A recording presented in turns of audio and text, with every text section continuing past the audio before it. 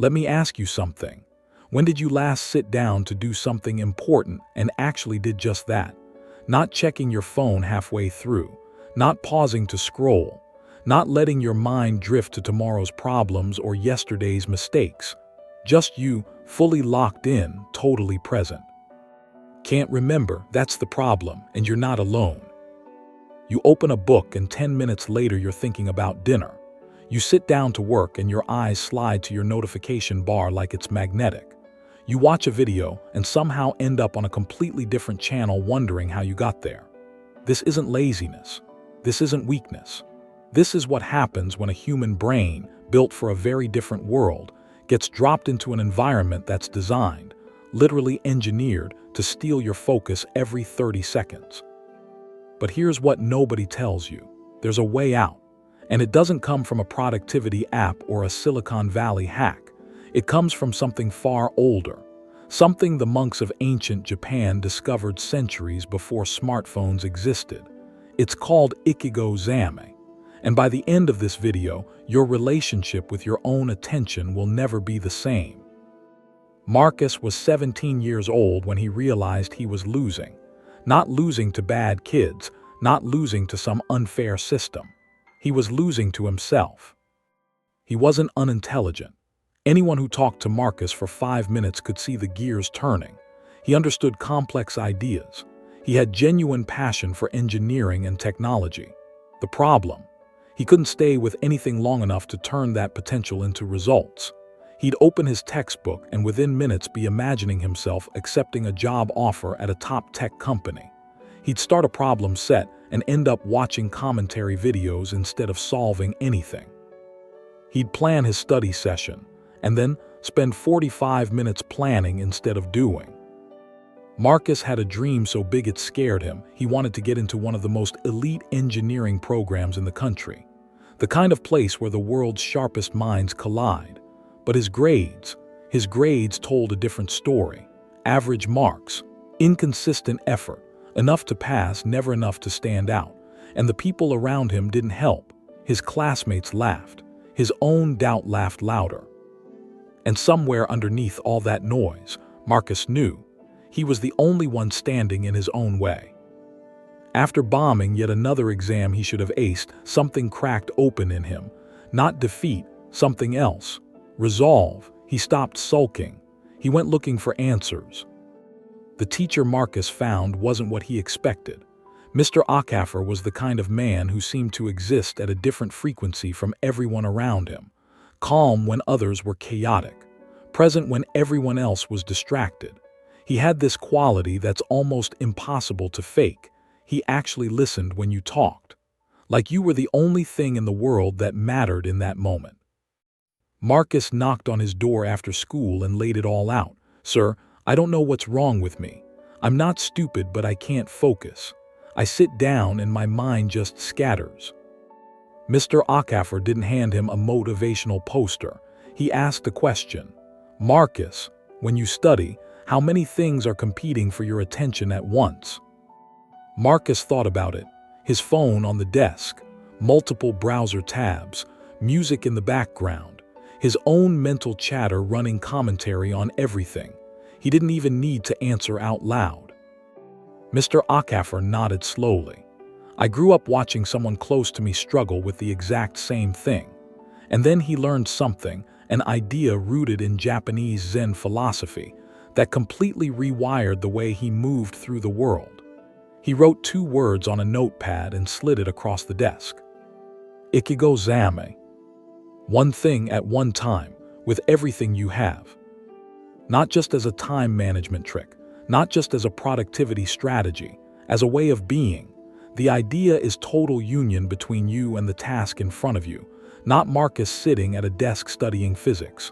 Marcus becoming the process of understanding itself. No observer, no divided attention, no part of you somewhere else. Marcus frowned. "That sounds almost mystical." Mr. Akaffer smiled. "It sounds that way, but neuroscience has caught up. When your brain is fully immersed in one thing, it enters a state researchers call flow. Time distorts, performance sharpens. The internal noise goes quiet. You felt it probably in a video game, maybe in music, maybe in sport. The trick is learning to summon that state intentionally for the things that actually matter. Marcus felt something shift in his chest. This wasn't abstract. This was real, and it was exactly what he had been missing. That night, Marcus read everything he could find on focused attention, flow states, and the neuroscience behind distraction. The more he read, the more the picture sharpened. Every time you break your attention, every notification, every tab switch, every moment your eyes drift to your phone, your brain doesn't just pause and resume. It has to reset. It burns energy recalibrating. Researchers have found it takes roughly 23 minutes to return to deep focus after a single interruption. 23 minutes. Multiply that by a typical distracted afternoon and you're not studying. You're performing the illusion of studying. But it goes deeper than that. Every time you give in to distraction, you are literally training your brain to be distractible. You're building a neural habit loop that makes it harder and harder to stay with anything. The good news, it works in reverse. Every time you pull your attention back, every time you notice the drift and return to the task, you're building the opposite habit. You're making focus automatic. Marcus also discovered the Pomodoro method as a practical container for Ichigyo-Zammai. Timed blocks of total concentration, no phone, no tabs, no background noise, followed by short deliberate breaks. Not scrolling breaks, real breaks, breathing, stretching, stepping outside. And then there was the environment question. You cannot fight your environment and your impulses at the same time, so you change the environment, phone in another room. One browser tab open, one task on the screen, nothing else. You don't rely on willpower. You engineer the conditions that make focus easy. The following Monday, Marcus came home and built his ritual for the first time. Phone in the drawer, laptop cleared, one document open, 3 slow breaths, timer set, and then he began. The first 20 minutes were brutal. His mind scratched at the door like a dog wanting out. Check your messages. What if someone texted you? Just one quick look. But Marcus had read what to do when this happened. You don't fight the thought. You don't shame yourself. You simply notice it. There it is. My mind wants to drift. And then you bring it back. Gently, without drama, over and over. And something remarkable happened. By the third block, the scratching stopped. The noise faded. And Marcus found himself somewhere he had never been before while studying completely, effortlessly inside the work. When his timer rang, he looked up stunned. 90 minutes had passed. He'd made more genuine progress than in the past 2 weeks combined. If something just shifted inside you reading that, if you felt that recognition, hit that like button and subscribe. Let's grow together. The weeks that followed were not perfect. Focus is a muscle and muscles get sore before they get strong. But Marcus kept the ritual. Every single day, same process. And slowly, surely, his results started to reflect his effort. He wasn't just studying better. He was living differently. He ate meals without a screen in front of him and discovered food actually had flavor. He talked to people without mentally rehearsing his next sentence and realized conversations could be genuinely interesting. He walked to class and actually noticed where he was. He had been living on autopilot his entire life. Now he was driving. His grades climbed. First one A, then another. Then a string of them that made his teachers do double takes. His family noticed. His classmates noticed. And the same people who had laughed at his ambitions started asking what had changed. He applied to his dream program. He prepared for every exam and essay with the same focused intentionality he'd been building for months. And then, on an ordinary afternoon in the middle of an unremarkable Tuesday, the email arrived. Congratulations, you've been admitted. He read it 3 times. Then he let himself feel the full weight of it. Not just the achievement, the transformation. Getting in was one thing, thriving was another. The program was relentless. The competition was real. The workload was unlike anything Marcus had experienced. But he had something most of his classmates were still searching for, the ability to be completely present with whatever was in front of him. While others fought distraction, burned out in cycles of intense effort and avoidance, Marcus was consistent. Not perfect, consistent.